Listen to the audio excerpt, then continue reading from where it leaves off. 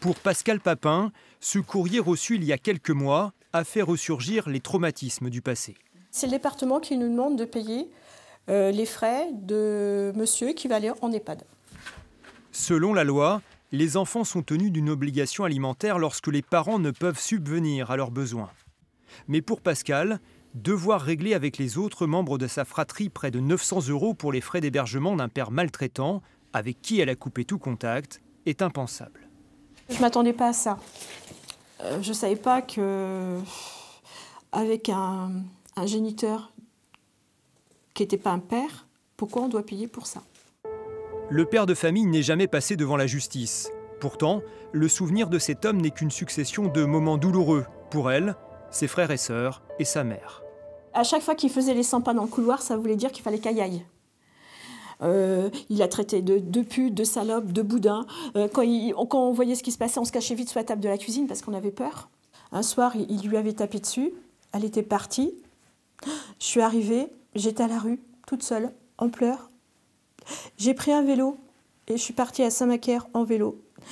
Et à chaque fois que j'entendais une voiture, j'avais peur que c'est lui qui me fonce dessus. Donc, je me cachais dans le fossé. Et toute notre vie, ça a été comme ça. Maintenant, on est coupable de quoi?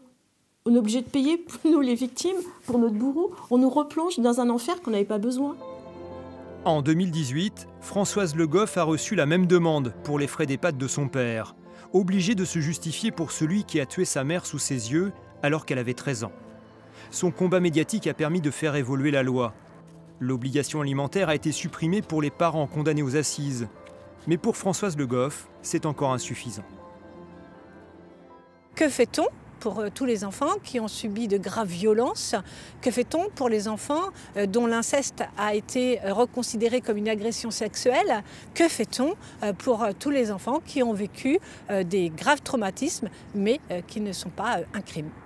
Ce qu'elle réclame, c'est la création d'un fichier national que les institutions en charge des questions familiales pourraient consulter avant de réclamer une pension aux enfants victimes. L'UDAF, qui vient rechercher les obligés alimentaires, devrait avoir comme mission d'aller d'abord regarder dans ce fichier sécurisé national pour voir si le parent qui est placé n'est pas n'a pas été interdit ou ses enfants n'ont pas été dégagés justement de l'obligation alimentaire. Ce n'est pas une question d'argent, c'est une question éthique et morale et de la reconnaissance du statut de victime de l'enfant.